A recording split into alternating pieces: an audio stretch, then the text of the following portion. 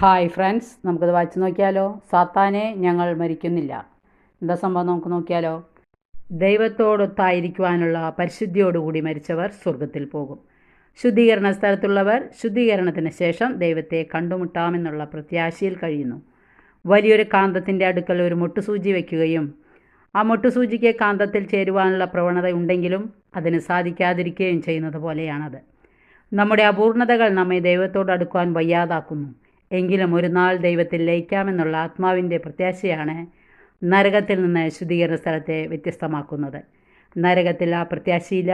അതുകൊണ്ട് തന്നെ അവിടെ നിരന്തരം വിലാപവും പല്ലുകടിയുമായിരിക്കും. നിത്യമായി ദൈവം നഷ്ടപ്പെട്ടതിൻ്റെ ദുഃഖമാണ് നരകത്തെ നരകമാക്കുന്നത്. മരണമില്ലാത്ത ആത്മാവിനെ നിരന്തരം ജീവൻ നഷ്ടപ്പെടുന്നത് പോലെയാണ് അത്. നരകം ഒരു യാഥാർത്ഥ്യമാണ്. ദൈവം നീതിമാനും ആണ്. വായന ഇഷ്ടപ്പെട്ടെങ്കിൽ ലൈക്ക് ചെയ്യുക. Okay, thank you, by.